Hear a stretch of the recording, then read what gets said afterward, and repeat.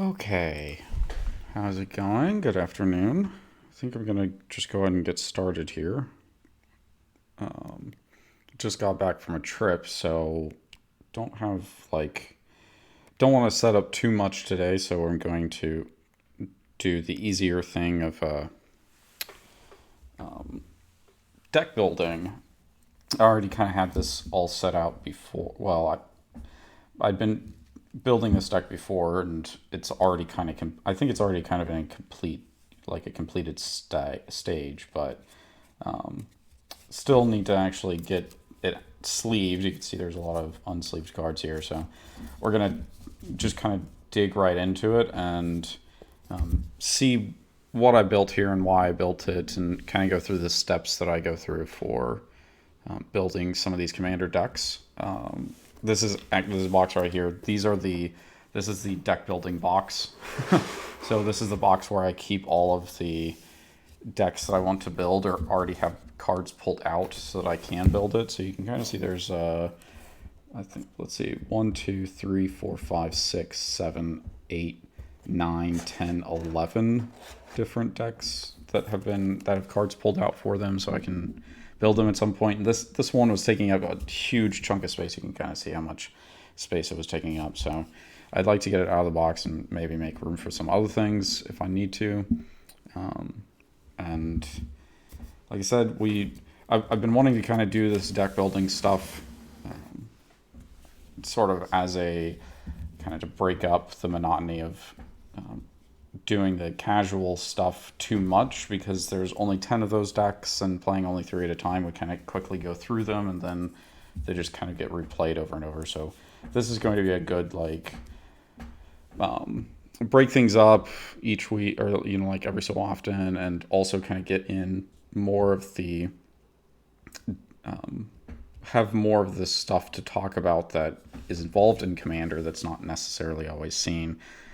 I know that I'm sure people do explain the deck building process in a bunch of different places, and I don't claim to be any sort of expert at all. I've made a lot of terrible decks, but it's still there's still some kind of beginning things that maybe some people will find interesting, and maybe later on I'll spend some of this time to kind of build a deck more from scratch, instead of, like I said, kind of having it already sort of built and then sitting down and talking about it for now. So let's go and get started on what's really going on here. And we're wanting to build around this card right here, Firja, Judge of Valor, which was, I have the different artwork for it. It's a really super metal artwork, and I was impressed enough by the artwork, and it's a little bit different from a lot of the Orzhov. So Orzhov is the color combination that's blue, or not blue, white and black. I don't have too many Orzhov decks. I've tried to build them in the past. They always kind of end up playing the same way every single time, and we're still kind of going to do that anyway, but I'm sort of hoping that there'll be a little bit more interesting flavor because of, or at least a little bit different gameplay because of the commander itself. The commander is a little bit higher costing, which is kind of going to be hard to build around, because we're also going to be trying to do budget. So this will be a budget Orzhov deck with Firja, and I'm thinking that I may just end up having a problem trying to get her out and keep her out long enough to make a big impact. But hopefully we'll build the deck, or the deck will be built in such a way that we're not as punished if we lose Firja. So she's a 5-cost 2/4 flying lifelink that has, whenever you cast your second spell each turn, look at the top 3 cards of your library. Put one of them into your hand and the rest into your graveyard. So I do have Firja in my Legendary Reanimator deck, which I played last Wednesday, to be able to take advantage of how she puts cards into the graveyard, so that you could just be you could draw into reanimation targets, throw them into your graveyard, and then the next turn play them. And if you're really lucky, then you draw the 3 cards you draw. One of them is a reanimation spell, and the other 2 are creatures you can reanimate. For now, though, so we're not going to focus too much on that aspect of it, mainly because it gets a little. It's not like super difficult, but it would be a little bit more difficult in budget to be able to do this. And the reason that we're doing it budget is to hopefully cut out some of the sort of samey feeling that Orzhov decks get by having sort of too many cards in it that are sort of staple, what's known as a staple, which is essentially the community's way of saying, if you play this deck, then you have to play this card. And I don't really like that philosophy in terms of deck building. I don't like the idea that there are cards that if you don't play them, then you're a bad deck builder, or that you're just asking for your deck to lose. And in a way, it's going to happen.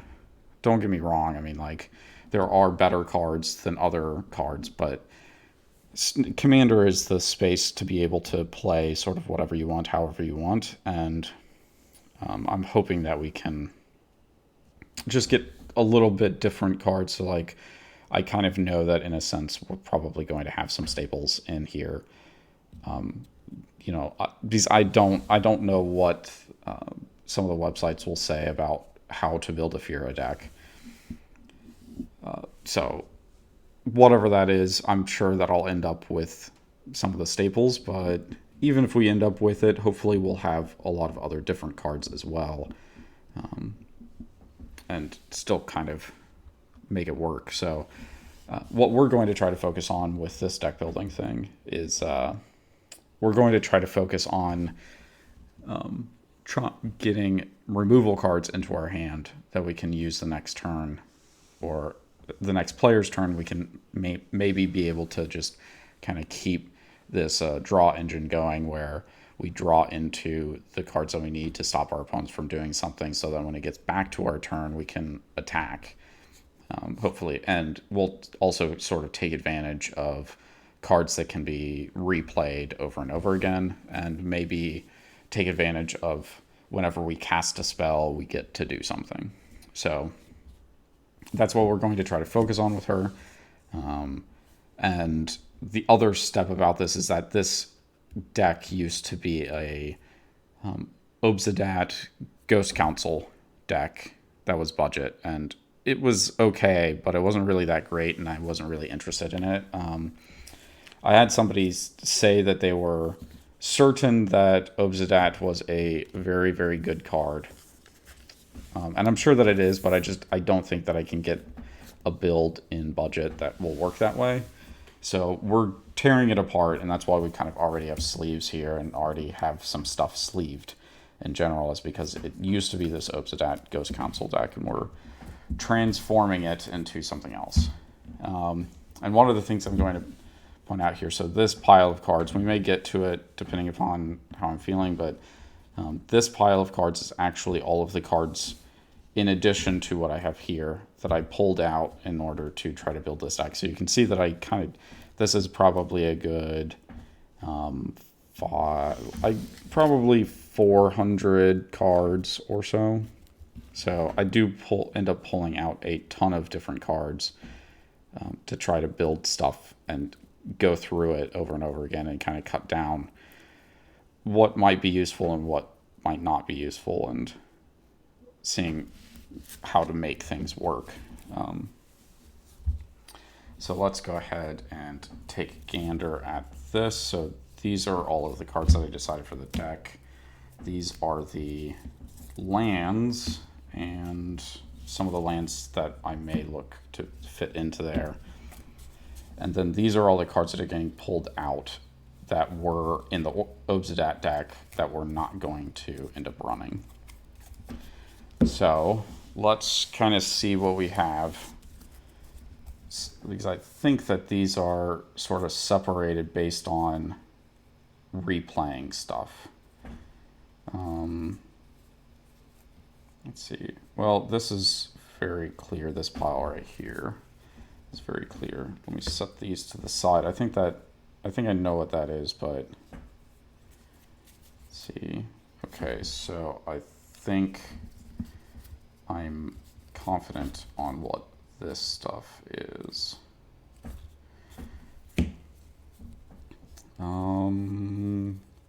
Yes. Okay, so I know what that is. Oops. I'm pretty sure I know what this is.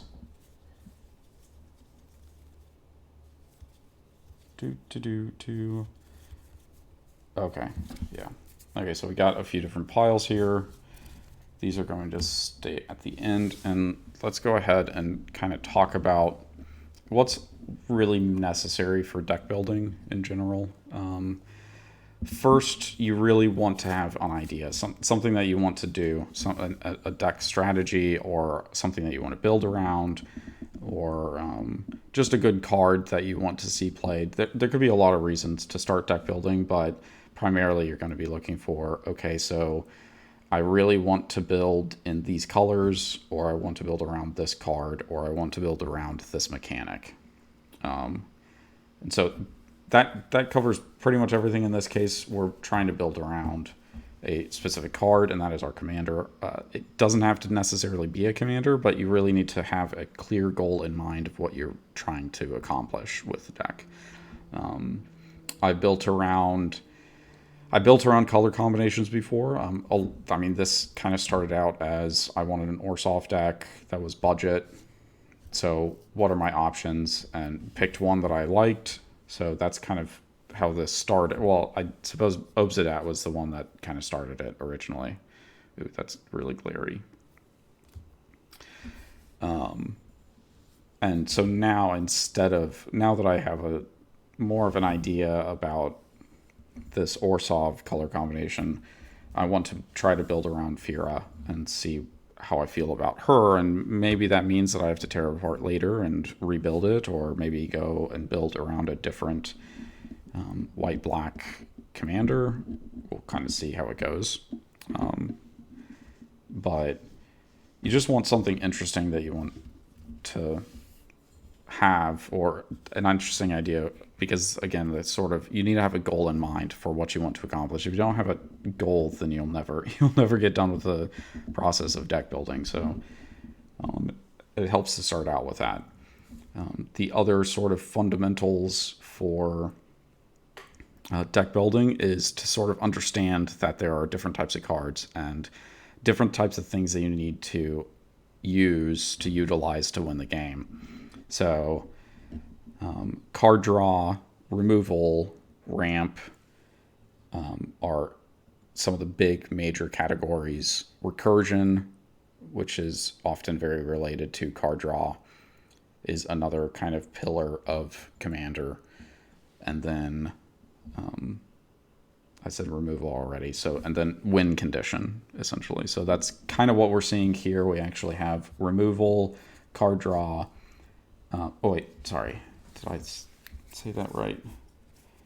I think maybe did this end up getting mixed up? Oh, I know what this is. So, sorry. We have removal, card draw, ramp.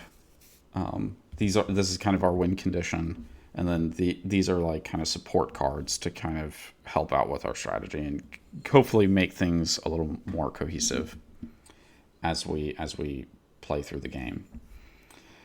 And you kind of like, that's when you like go through it. If you build like me, and so I have a bunch of cards left over that I have kind of sitting around that aren't in decks. So when I start out, I basically just go through the cards that I have and see if any of them fit the color combination and the sort of strategy that I'm looking for.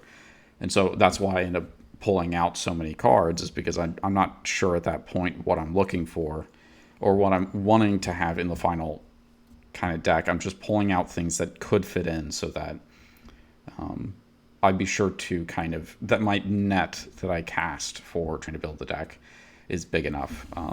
Some people may be trying to build a deck straight from that they don't own any of the cards. So that at that point, you're really looking for just digging into stuff like Scryfall, which is a really good site to search up cards and has a really powerful engine to find pretty much anything that you're looking for. And you just kind of use keywords to get around to what you want, and then you can try to use like a deck building website or just an Excel spreadsheet or something like that to keep track of cards that you're interested in. That would be I think if you're trying to build without any of the cards and with the idea that you're going to order all of the cards you need once you got the deck that you want to build. I definitely recommend some kind of deck building website, and there's a ton of them out there to be able to build from. So let me think.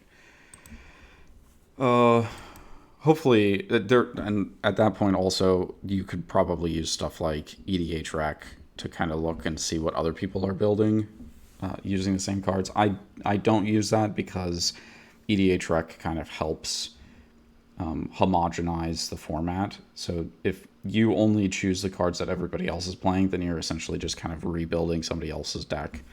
And I like to try to, even if my end product ends up looking like what somebody else has, I like to still feel like I came to that conclusion myself and didn't really have help getting there. The only times I look for EDHREC is when I already have a really well-established deck, and maybe something in my Scryfall searches I may have missed that may be good with the deck that I already have built. So that's really the only time that I end up using that website. But okay, so once you kind of have pulled all the cards out that you're interested in that you think you might end up using, the next step is, like I said, kind of separating all of those cards into the piles, the kind of main piles of what their functionality in the deck is going to be. And like I said, in this case, I have a pile for removal cards, I have a pile for card draw, I have a pile for ramp cards, a pile for my win condition, and then generally I have some kind of like extra leftover sort of support cards that are going to generally be good for the deck but don't necessarily fit a specific part. And so removal would just be, I can kind of talk a little bit about each of the different piles. So removal is just cards that get rid of something else that somebody else has. A lot of times, especially with Commander, unless you are playing one versus one Commander stuff, the types of removal cards you're going to want to look for are, they have to be really specific to what you expect to see or to cover a specific situation that you don't feel like you have removal cards to cover. Otherwise, you really want cards that remove more than one thing, if at all possible. And that's just because if you have multiple opponents that you're trying to go after, if you destroy just one thing with one card, then there's still, one or more other players that you didn't hit with that removal. So you have to kind of keep that in mind, that stuff like Wrath effects, which are removal cards that get rid of a bunch of things all at once, like there's Wrath of God, which is what that term is based off of. So Wrath of God is a white card for 4 mana that destroys all creatures. So it's stuff like that you're probably going to want to look for.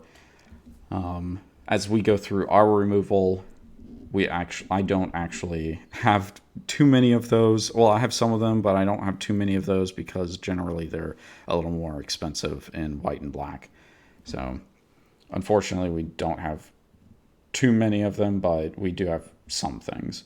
Then card draw is pretty self-explanatory. Card draw is just cards that draw you more cards, or cards that filter what you're drawing. A lot of times you can also kind of include that in there. Then we have ramp. So ramp is just increasing the amount of mana, because normally when you play, you just get 1 land per turn. Ramp cards definitely help you. Well, in this case, some of these aren't going to be necessarily ramp because they're not gaining us mana, but stuff like this Commander Sphere is a card that you cast that has add a mana to your mana pool. So we're looking for that kind of stuff in Commander decks. That's a really important pile to have when you're deck building, because most likely Commander has like the widest variety of ramp spells of any format for Magic. You have access to a lot of different things, and every color has access to a lot of really good things. So you're going to want to try to get to higher levels of mana to cast the spells that you need to.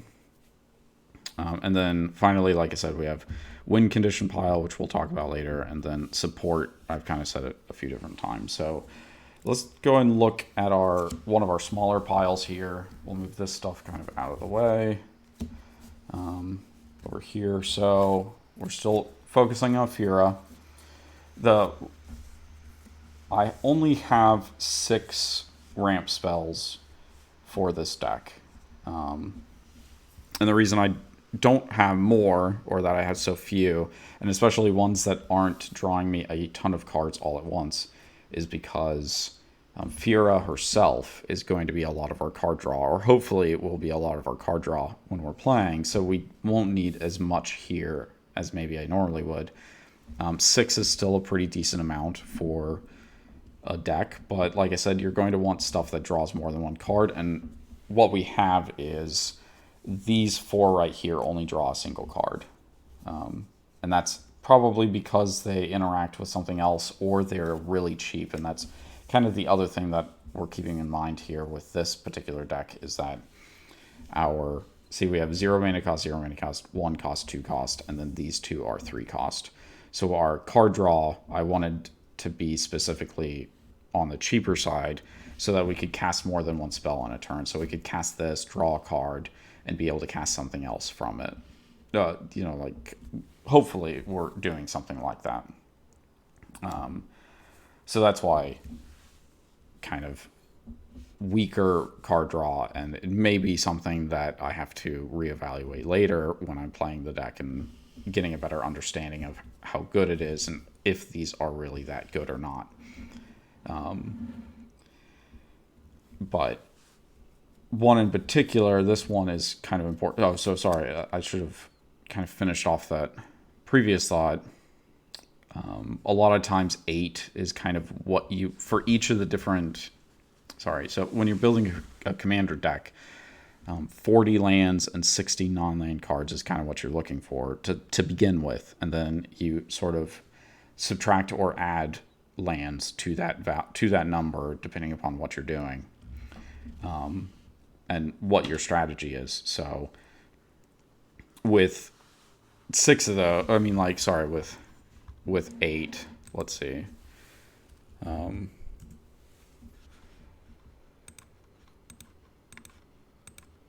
Sorry, I'm trying to think on the fly here and I'm being stupid. So if you have 7 piles of 8, then... Hey, Kings of Yesterday. How are you doing? We're just talking about some deck building here. Normally I would be playing, but I didn't want to set up too much. I just got back from traveling today, so... Are you a Magic player, or just coming in to see what's going on?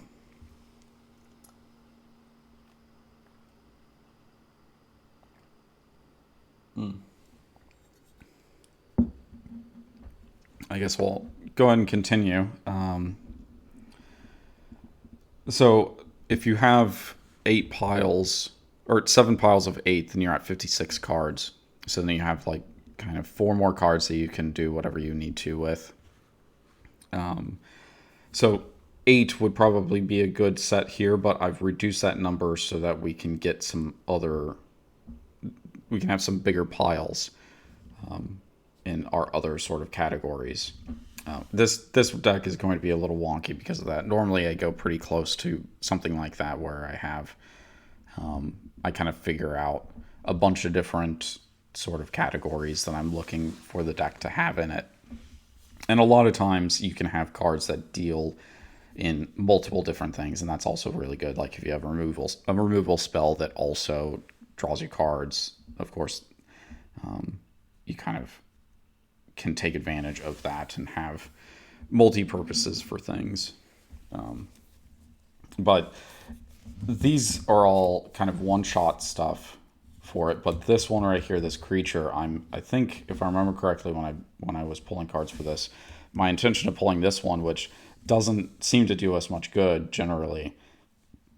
I think I have another creature or some other cards that return creatures to my hand, or can possibly return creatures to my hand, so I can hopefully return this to my hand and replay it and draw some more cards. So we'll see that as we come around through some of the other stuff. So let me set this aside and let's go and take a look at our ramp package. So you can see here, this is a little bit closer to the size that you'd want for building a deck, and I have 9 cards instead of 8, so it's a little bit more. But again, sort of the problem here is that we're a budget deck and we also have a 5-cost commander, so we're kind of wanting to have a little bit more ramp if possible.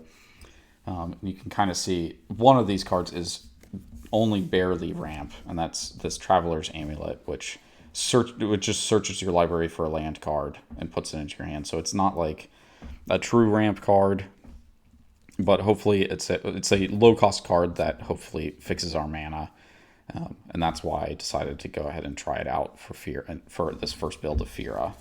Then looking at the rest of these, we have 5 2-cost ramp cards and 3 3-costs, and that's I also again sort of trying to keep in mind, like my building of this was to keep in mind that Firja really likes to see low cost cards, so that we can play multiple cards in a turn. So these cards being, I wanted to have these ramp cards as low as we possibly could, so we could play them early, and if we need to, play more than one in a turn, so that we can take advantage of Firja's ability. And so we have, unfortunately, we had to do 2 creature ramp spells. So they're just 2-cost creatures that tap for either a black or a white mana. So they're kind of vulnerable to removal, unfortunately, but that was kind of the toss-up here. The kind of risk that I'm taking with this particular build is having cards that are vulnerable. Also, all of these are artifacts, which is also kind of a problem. There's a lot of artifact removal in Commander just because of how many cards are available to play in Commander. But we kind of had to take that risk because we're Orzhov and we don't really have land ramp. Especially we don't have cheap land ramp, because a lot of the really good white ramp cards are going to be expensive because because white doesn't generally get a lot of good ones, so people buy it up and it drives up the price. So we are just taking advantage of trying to use all of the 2-cost ramp cards that we can that don't cost too much money, because again, the sort of budget is in mind for this. So Orzhov Signet is a really good one. I think it's probably one of the more costly ones. Mind Stone is also a little costly, but then these other 3 are really cheap cards. And then 3 converted mana cost artifact ramp stuff is also almost universally monetarily cheap. Just because by turn 3, most players want to have already played their ramp spells, or they want ramp spells that get you more than 1 mana, and these only get 1 mana. Now, I wanted this clue. I'm going to try out this clue stone because these 2, the Commander Sphere and the Darksteel Ingot, are long time really good, solid cards.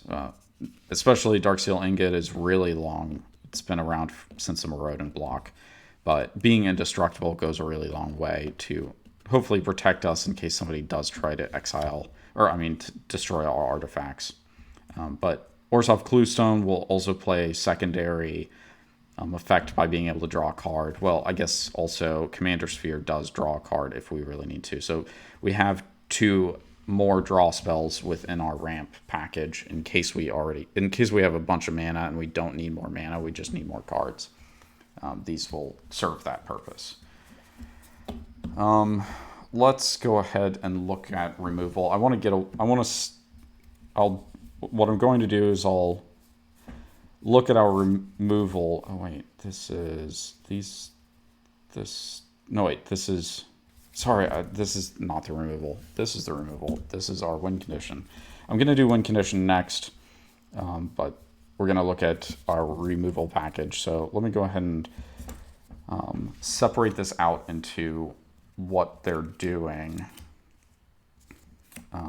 Let's see. So we can kind of get an understanding for how I've developed the removal package. So let's see, this is like this here, here, here, here. This is sort of universal there. Okay, so we have 3 different piles, 3 different types of removal in this deck. So we have board wipes here. We have single target removal for creatures, and then we have sort of single target removal for non-creature spells. And in one case, we have a graveyard wipe. So I guess we could actually go ahead and move this over here because it does sort of not necessarily board wipe, but it does take out more than one thing at a turn, or for one card. So you can kind of see that we have a lot of removal here, and this is why we have such low piles and fewer. You could almost say that these are their own sort of categories for the, like it said, the 8x7 that I talked about earlier. Because I wanted to put in as much removal into this deck as I possibly could so that I could cast more than one removal whenever I'm, whenever this is getting played, being able to cast 2 cards in a turn. So we're going to try to cast 2 removal cards, draw into another one if we can, so we can just keep drawing into more and more removal as needed. So looking at this, these are all surprisingly cheap removal wrath effects that you can run in Orzhov colors. Well, I guess I could say that this is sort of in between these 2 categories. It's Declaration of Stone, so it exiles target creature and all other creatures its controller controls with the same name as that creature. So if somebody's playing a token deck, then this is really good because it's just a 2-cost card that essentially gets rid of all of the tokens that they have. Otherwise, it's just a single exile effect, and then that player investigates for each non-token creature exiled this way. So you can really punish somebody for having a bunch of tokens, or otherwise they get to have a single draw card effect. But otherwise, we have stuff like put all creatures on the bottom of their owner's library, which gets rid of a lot of different problems with indestructible creatures in case we run into that. This also Slaughter the Strong. Each player chooses any number of creatures they control with total power 4 or less, then sacrifices all the other creatures they control. So this one is also really good for getting rid of indestructible stuff, which in Commander can be a big problem. We have Achroma's Vengeance, which is really classic, as it can cycle it, so you can discard the card to draw an extra card in case we don't need, sort of wrath effects that turn. We can get rid of it and draw a new card and hopefully get something that we actually want to play. But otherwise, it's a really good wrath because it destroys artifacts, creatures, and enchantments. So we would destroy our own ramp cards, unfortunately, but sometimes you want to include wrath effects that can possibly damage you if they're really good. And the reason for that is because sometimes if you drew a wrath effect and it only killed creatures and it didn't kill artifacts and enchantments, and you lose the game because of it, you're going to be really wishing that you had gotten rid of your own stuff because it meant that you don't lose the game that turn. We have Sunscour, which is a destroy all creatures, but it has this really nifty second ability here. You may remove 2 white cards in your hand from the game rather than pay Sunscour's mana cost. So if we absolutely need to, we can actually use this to get our card draw from Firja, because we can remove cards from our hand instead of paying a cost. So we could cast a spell and then cast Sunscour to get Firja's effect, and then Firja would die, but at least we got to draw an extra card because we played more than one spell. Again, sort of a last-ditch sort of effort. Single combat is actually a really good one for us because each player chooses a creature or planeswalker they control, then sacrifices the rest. Then players can't cast creature or planeswalker spells until the end of your next turn. So you can essentially wipe the field and specifically choose Firja to not die, and then make everybody else pretty much get rid of everything else they have. And then the final sort of wrath effect that we have is Crypt Incursion, which is our sort of one of our few cards that exiles cards from somebody's graveyard, and we're kind of including that as a wrath effect because it can get rid of more than one creature, and it's also really good to have. You don't want to have too many unless you're in a group that, unless the group that you're playing in consistently uses a lot of graveyard recursion and reanimation. But generally having like 1 or 2 pieces of graveyard removal is good to include when you're building your removal package. Just because, like I said, there's always going to be somebody whose commander is known for doing recursion and reanimation.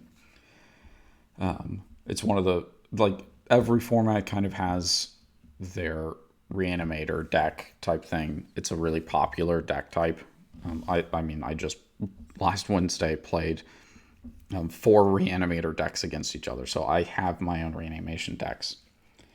But commander that's recursion, at the very least, is one of the biggest pillars of commander play. So if you can shut somebody down from being able to return creatures to their hand, then it's going to go really far for you. So that's why we included it. Then we have a ton of removal spells. Most of these, there's very few of these that really that just say destroy target creature kind of thing. And that's the reason for that is because there's so many ways to get around just destroying a creature. You can have indestructibility or regeneration and stuff like that. So exiling or putting cards on the bottom of their owner's library or having minus effects instead of just destroy creature is generally a little bit better, which is what. So there's Ultimate Price, which destroys a creature. We have Mortify, which destroys a creature or enchantment. And we have Final Payment, which destroys a creature. But otherwise, we have target creature can end up getting -13, which pretty much kills everything. But the reason for the minus being good is because, like I said, Indestructible can prevent it, but also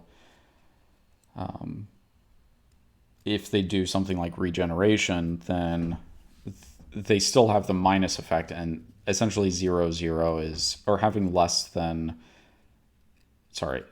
0 or less than 0 toughness is basically an automatic die kind of thing. There's no way to really respond to it. It just kind of, as long as that remains true, the creature's just going to constantly update to try to get rid of itself because it has too low of toughness. So we have a minus effect. Then we have an exile effect. Oh, sorry, I guess I do have this Executioner's Capsule, and the reason I'm playing this one is just because it's a 1-cost card. So again, it kind of fits into Firja's game plan of having low-cost cards. But Swallow Whole is a exile effect. Condemn puts cards on the bottom of their puts an attacking creature on the bottom of its owner's library, which is another good way to kind of make sure that something never comes back. And then Magus of the Abyss is a card that I'm going to play around with. It has, at the beginning of each player's upkeep, destroy target non-artifact creature that player controls of his or her choice. It can't be regenerated. And this is the ability to repeatedly destroy a non-artifact creature each player's turn.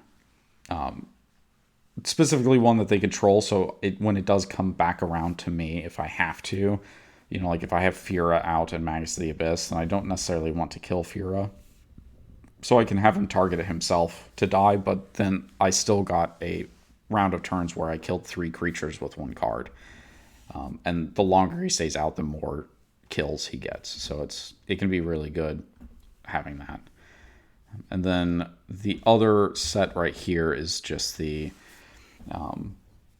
it's always good to have enchantment and artifact removal. In this case, I'm playing 4,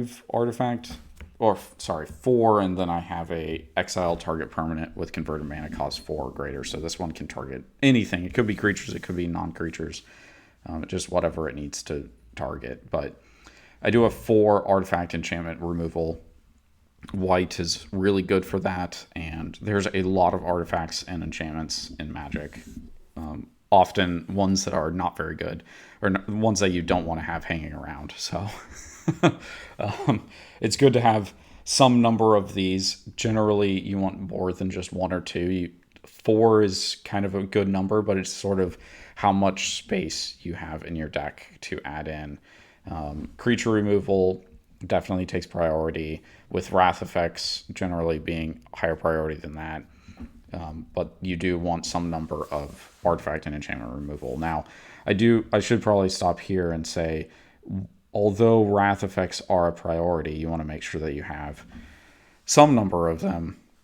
If you build a deck just out of wrath effects, you're probably not going to have a good time. And the reason I say that is because wrath effects tend to slow the game down. If you reset to 0 every other turn, nobody gets to have fun. Nobody gets to be able to play what they want to play, and especially if you just keep wrathing the field, people will just stop playing cards because they know that it's going to get destroyed. So then you just end up with everybody not playing anything, and then somebody out of nowhere going, okay, well, here's 4 cards and I win the game, my turn, type of thing. And that also is not very fun if somebody's just kind of winning out of nowhere.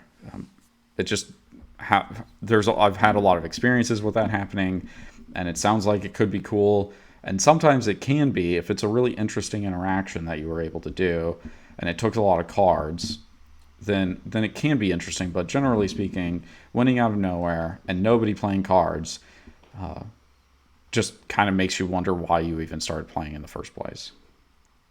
So this one kind of is a little excluded because it's not sort of a true wrath effect, because it's not destroying the battlefield. But these 5 is a really solid number. I would say as you get closer to 10 wrath effects, you're getting in the territory of having too many to be able to have a good game. And then anything above that is just going to be miserable. And I'm saying that as somebody who's played against a deck that had, I think it was 18 wrath effects, if I remember correctly. And it was bloody miserable. No, I did not have fun that game. The other person who wasn't the wrath effect deck didn't have any fun. We just kind of went, well, what's the point in even playing? The 2 of us who were having to face off against the third deck with all the wrath effects, were just kind of we're just kind of done. We're just probably going to quit because there's no point. So that's kind of a general explanation of maybe putting together or what I put together for this particular deck when it comes to removal cards. And then let's go ahead and take a look at our win condition. And I say win condition, we have a sort of win conditions in the sense of stuff that we're hoping will lead us to a victory. And we're kind of we have two sort of separations with that. Two different goals that we're going to be looking for, and that's because I didn't think either one of these were necessarily strong enough on their own, and especially because we don't want to. Okay, so sorry. When I started building this, my first thought was, okay, so how do we take advantage of Firja as much as possible while keeping her important, because she's not a very strong creature. I mean, only 2/4 with flying and lifelink, so she's not like super strong. But we could make her strong. We could put, like maybe we just put a bunch of cards in that make her really strong, and hopefully choose all of the cheapest ones. And then once we choose all of the cheapest ones, then maybe that means that we win the game. The problem is that removing Firja, even just like 2 or 3 times, might be too many times to remove her, and that could really put us in an awkward position where we have a bunch of cards to make her stronger, but we can't keep her out long enough to put them on her. So even though, and that's kind of like that's why there's so many of these cards out here, is because I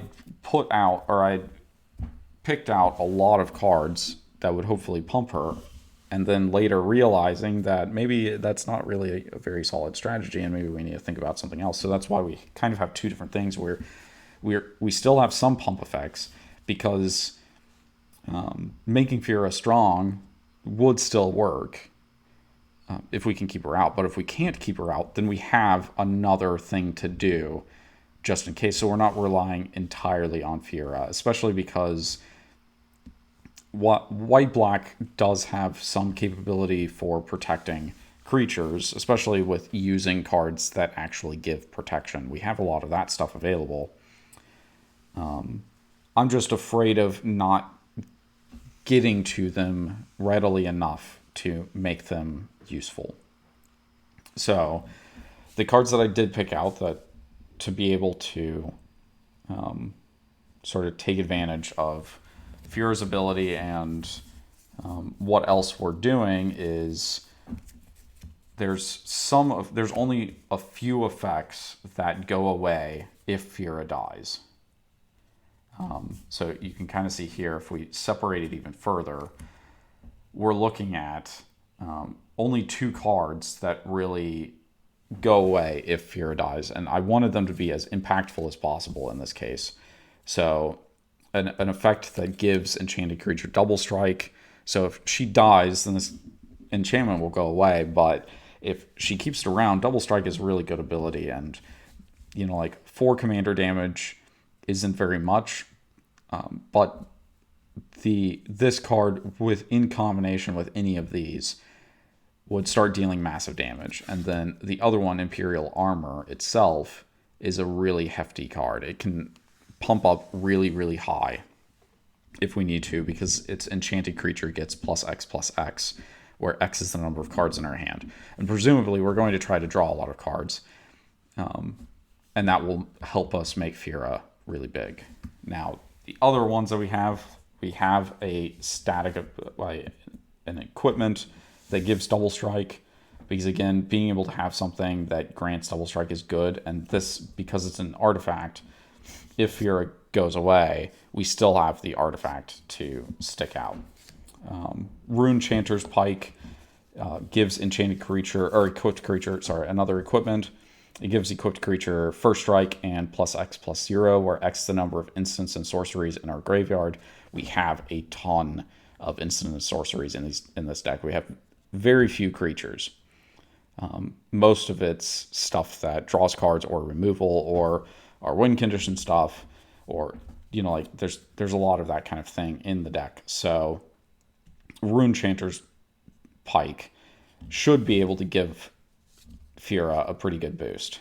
Then we have Scroll of the Masters, that essentially every time we cast a non-creature spell, and like I said, we don't have very many creatures, so we're going to be casting a lot of them. It puts a counter on Scroll of the Masters, and we can tap Scroll of the Masters to give +1/+1 for every charge counter. So this will quickly, very, very, very quickly add up, especially if we're just if we're playing 2 spells a turn. that's going to very quickly put a bunch of counters on Scroll of the Masters and be able to make Firja very big, or anything else that we have if we have to rely on another creature. Cradle of Vitality is a really good one because whenever it's an enchantment, so it sticks around. It's not like these enchantments that tie themselves to another permanent and kind of only exist if that other permanent still exists. Cradle of Vitality sticks around no matter what until something specifically removes enchantments. And Cradle of Vitality has whenever you gain life, you can pay a couple of mana. And if you do, then you put a +1/+1 counter on target creature for each 1 life you gained. Well, Firja by herself has lifelink. So if we attack with Firja and gain 2 life, then we can pay 2 mana, put 2 counters on her, and now she's a 4/4. The next turn, if we attack again, we deal 4 damage instead of 2. So then we pay 2 mana and put 4 counters on Firja, and now she's an 8/8. She's dealing 8 damage next turn. So Cradle of Vitality starts slow, but it grows really big really quickly. And if Firja dies, we'll still have Cradle of Vitality and just recast Firja, hopefully, and be able to do that again. Angel of Destiny is a little different. It does tie itself directly to a creature to give it +4/+4 flying and first strike. But if the enchanted creature dies, if we have this on Firja and Firja dies, Angelic Destiny actually has an effect that returns it back to our hand. So we can recast it, and that's kind of plays into our ability of casting more than 1 spell a turn.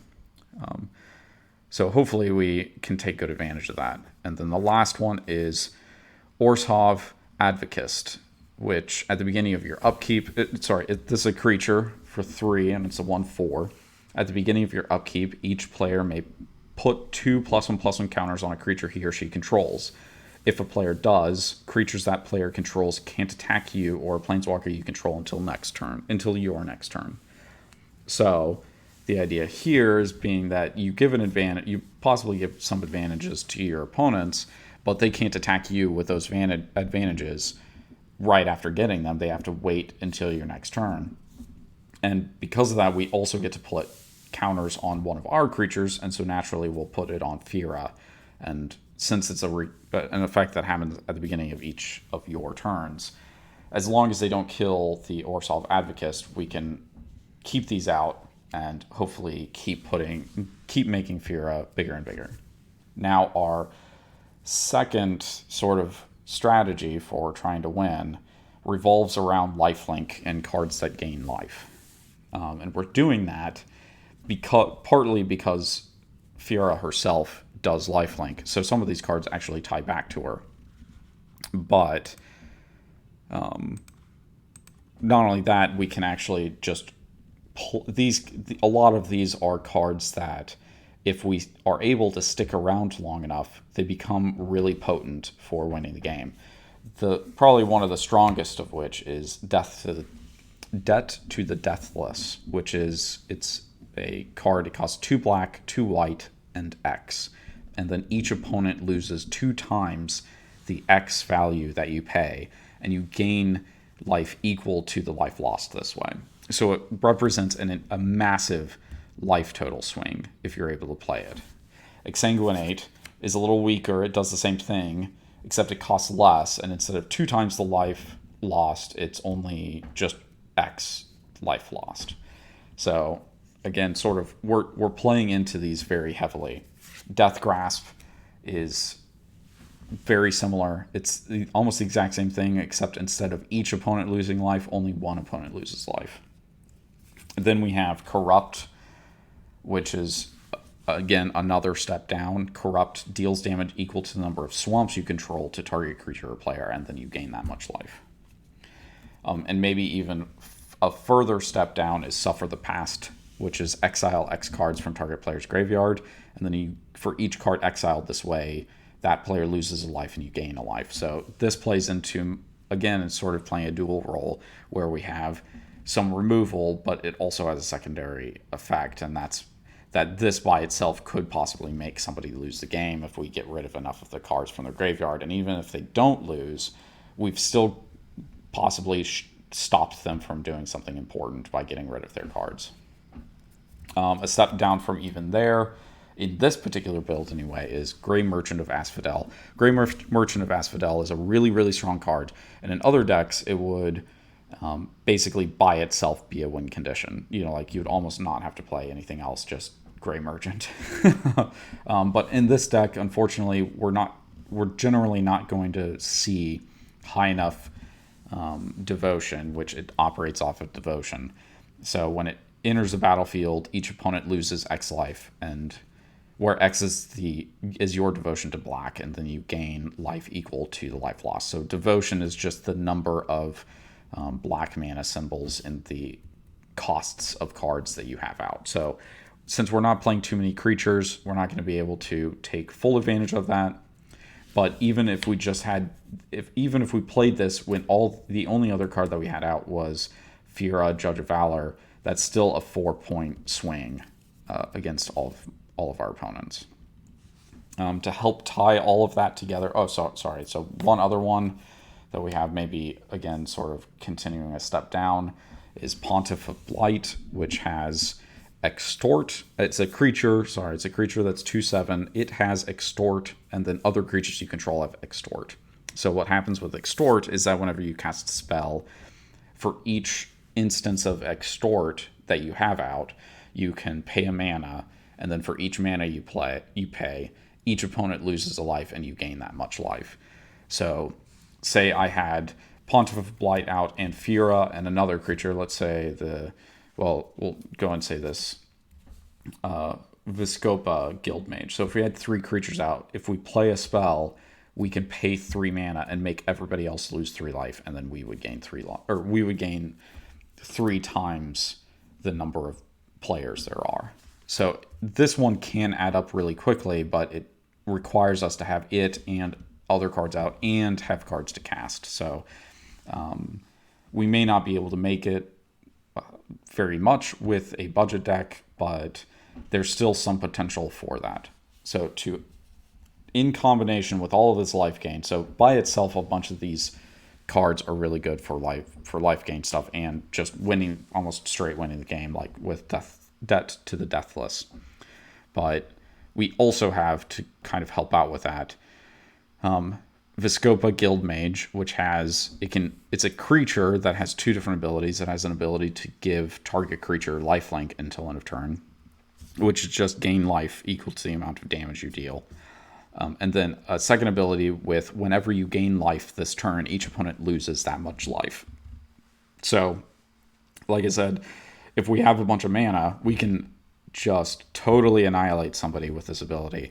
And we have that ability kind of 3 times. Sanguine Bond, whenever you gain life, target opponent loses that much life. And this Defiant Bloodlord, so Sanguine Bond is an enchantment, and then Defiant Bloodlord is a vampire creature with a 4/5 flying vampire for 7 mana that has the same thing. Whenever you gain life, target opponent loses that much life. So hopefully the idea here is that if we get to the end game where we've managed to survive for pretty long because we've been using some lifelink effects and stuff to keep up our life total, these will ultimately help us win the game by kind of slamming an opponent with a lot of life loss, and then we gain a bunch of life from that, and then they lose that much life again because of these cards. So that's what we're going to try to do with our goal here. Like I said, our goal is to have cards that power up Firja, and even if we don't have Firja out, these cards will draw into enough of them that hopefully we can kick everybody else out of the game. That covers almost everything. We have one more section that I had divided up for this deck, and that is sort of support, stuff that can help us out, that brings back cards or does other things that we might want to do. The first 3 of them are 3 enchantments: Always Watching, Honor the Pure, and Bad Moon. Each of these are enchantments that stay out, and they give Firja +1/+1. So they're cheap.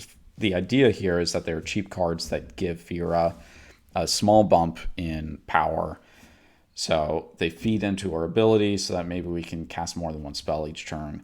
And then we also can take advantage of giving Firja more power. So that's kind of one support card. Another type of support card is these three creatures: Jeskai, Barricade, White Mane Lion, and Stone Cloaker. The reason that these are good is because they are cheap costs. They cost 2 and 3 mana, or 2 of them are 2 mana and 1 of them is 3 mana. And they each have a specific ability of being able to return creatures to your hand. So Jeskai Barricade is probably the weakest of them because it has to return another creature you control to its owner's hand. But these two can be played by themselves, and the idea here is that if all I have is this card in my hand and I have Firja, I can play White Mane Lion. It has, when it enters the battlefield, return a creature you control to its owner's hand. So you have this in your hand, Firja out, you play this card, you have to return a creature, so you return itself, then you cast it again, and it comes into play again. You activate Firja's ability so that whenever you cast your second spell each turn, you get to basically draw a card out of the top 3 of your cards.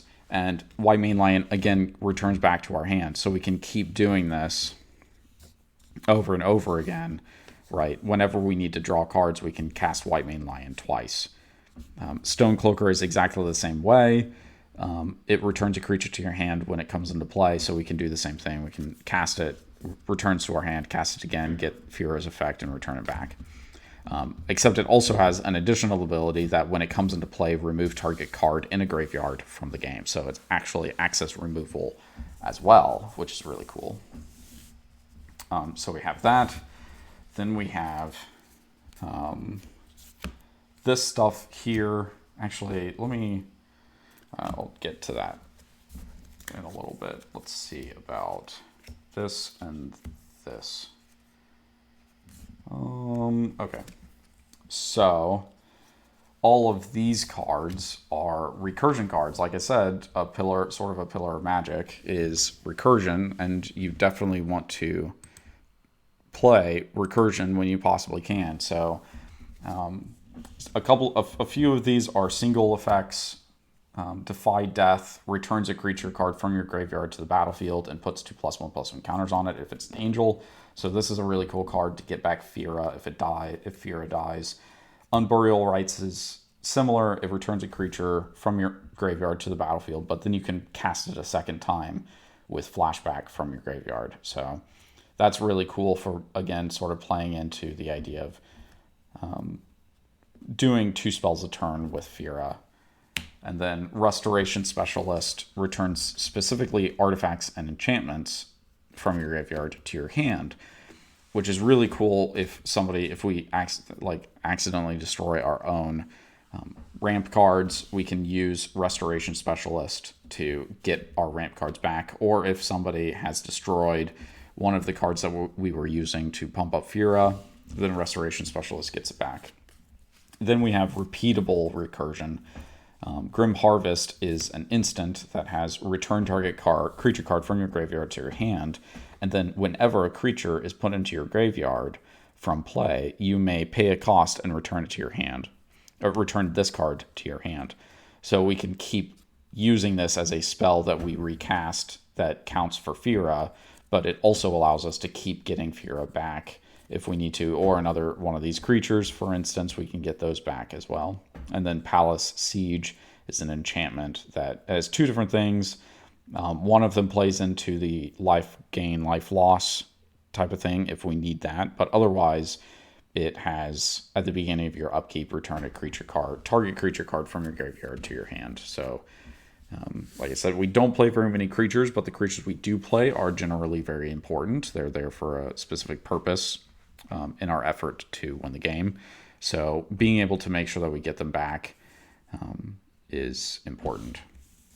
The last 3 we have, I should have chosen this one to go with over here with the kind of general pump effects. It acts a little bit better as a pump spell. So Sublime Archangel is a 4-cost, 4/3 flying angel.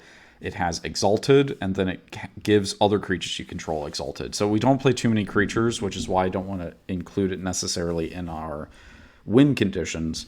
But Sublime Archangel does give the Exalted effects and gives everything you have Exalted, which is an effect that whenever you attack with a single creature, a creature that attacks alone, then the creature gets +1/+1 until end of turn. So if you have Sublime Archangel out with Firja, then Firja, when it attacks, if these are the only two creatures you control, Firja gets +2/+2 because you have two creatures. So Exalted, and generally we're only going to probably be attacking with one creature at a time. So Sublime Archangel does give it kind of a nice pump, but we don't want to rely on it too heavily just because of how few creatures we generally are playing.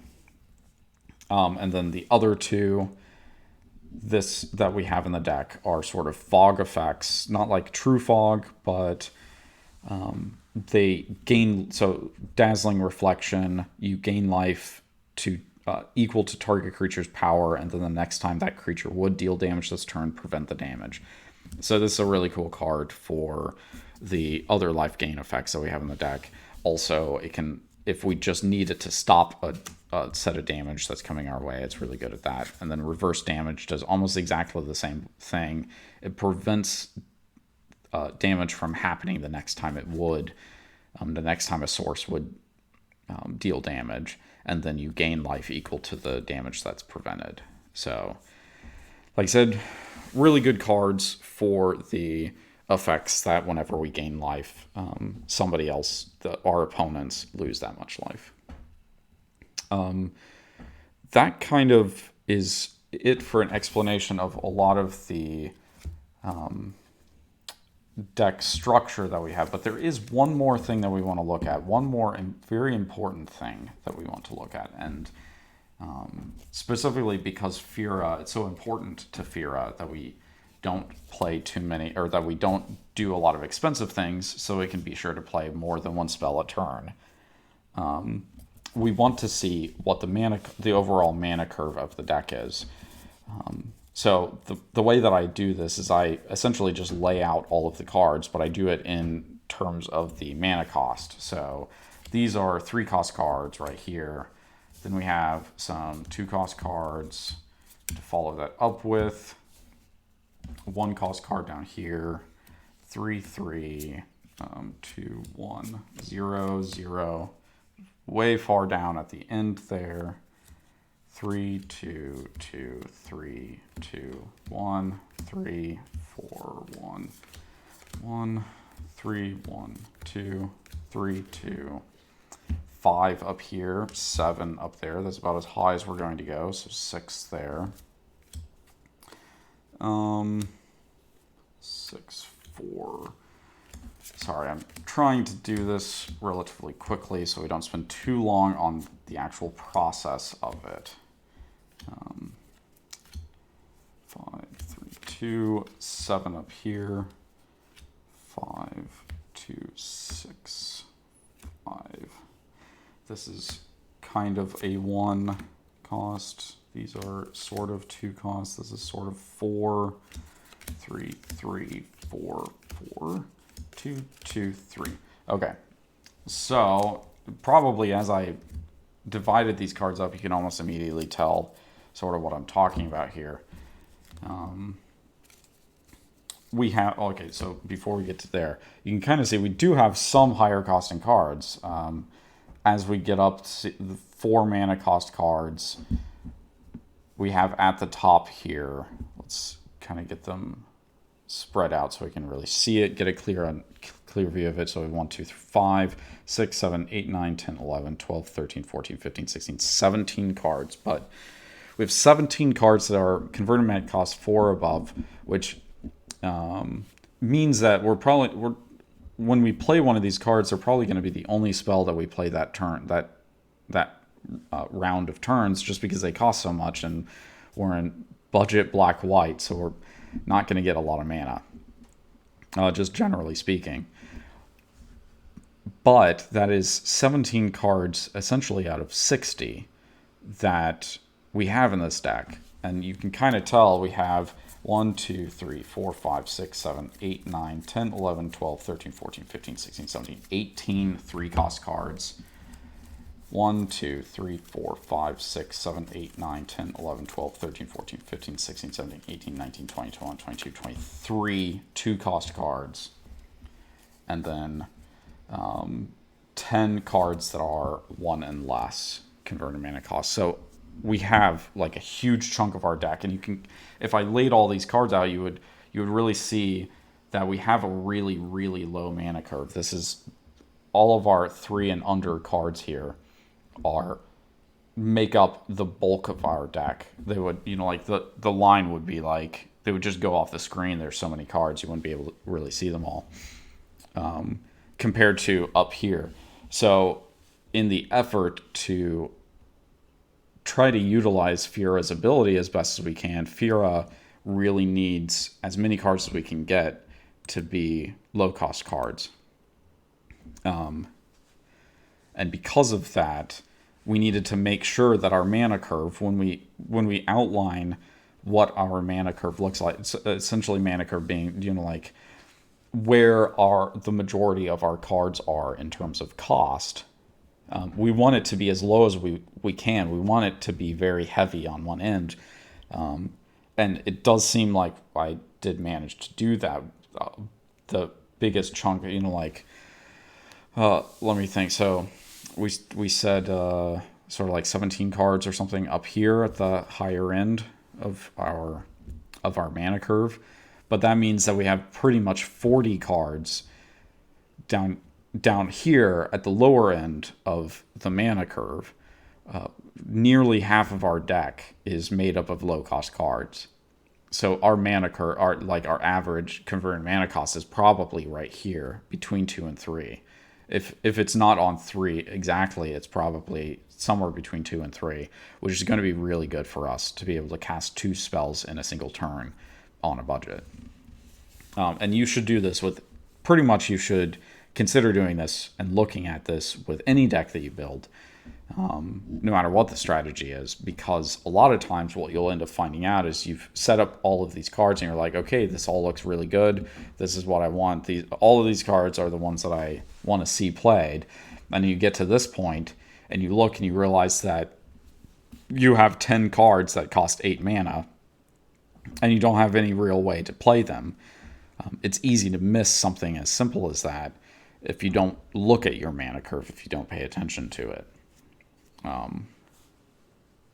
So this is so I highly recommend whenever building a deck, you divide up the cards that you're going to play based on their function in the deck. Like I said, so kind of 7 groups of 8 is a good way to start out, making sure that you have removal, card draw, ramp, a win, some kind of win condition, something that actually makes up the meat of the deck, and then the low support cards, kind of like I said, so that would be like recursion stuff, or stuff that helps you execute your strategy, that aren't necessarily just straight helping you win the game, and then a couple of other piles that you can think about. And like we kind of talked, I had some other piles that were within the bigger piles that I had. So that's the first step often for me, is to build by the different categories. And then after I do that, I always check the mana curve on the deck to make sure that it's a deck that will actually function. Like you said, if you don't want to sit down at a table and realize all of the cards you drew were cards that you won't be able to cast until turn 6 or 7 or 10, right? Unless you're trying to, like I said, sometimes you want it to be that way.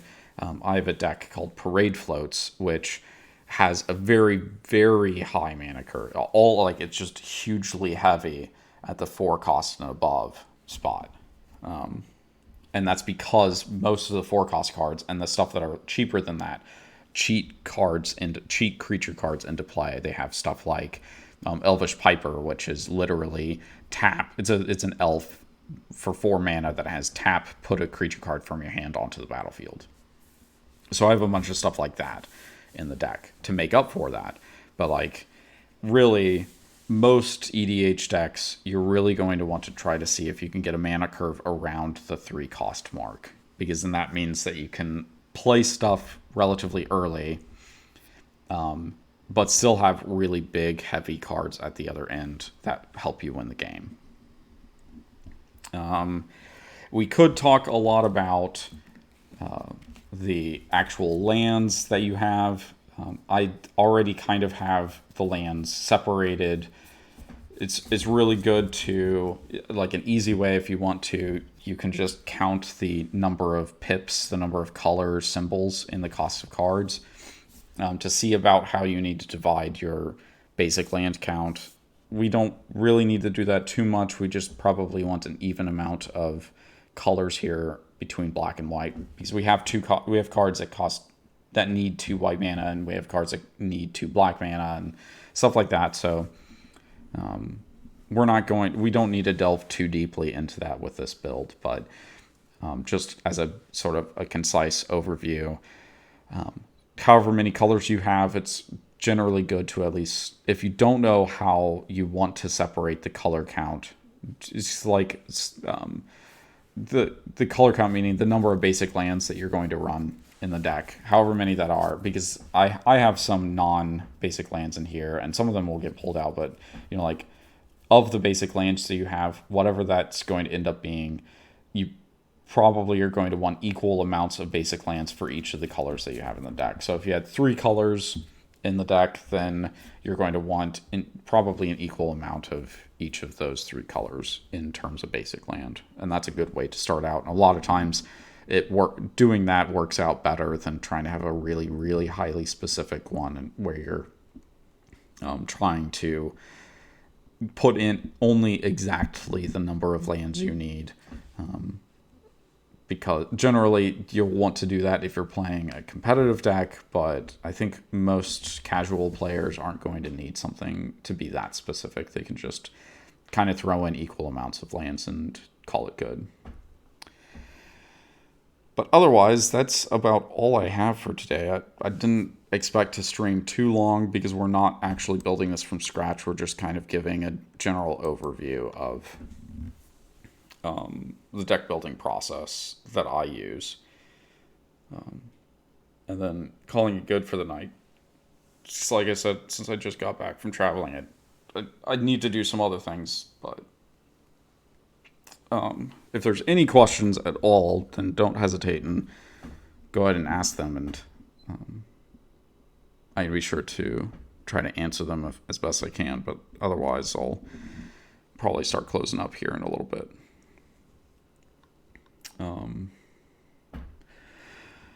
Hopefully all of you had a good weekend, and hope you have a good week. I will probably be trying to actually play a game this coming up Wednesday. I think that what I may try to do is go ahead and, now that we have this deck sort of outlined and built, I'm going to go ahead and finish sleeving it, and then,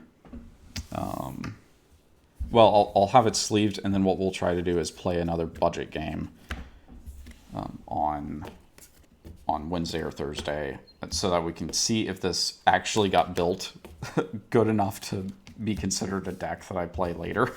I really do want to try to get a good Orzhov deck that I enjoy, but it's been hard getting stuff that I actually that has what I want to see in a deck and doesn't feel too much like every other Orzhov deck. These too many Orzhov decks actually do rely on life gain related stuff, but they do it in small little chunks. They ping you is the sort of the term. Ping as in PING. They try to ping you for single points of damage over and over and over again until you're dead. And it works. I don't generally have fun playing that way, and I don't generally have fun getting that played against me. It sometimes feels a little too, I don't know, petty is maybe the word. I don't know. So by the time I get this sleeved, I'll probably go and close the stream for the day, unless somebody has some question or something for me that I can answer.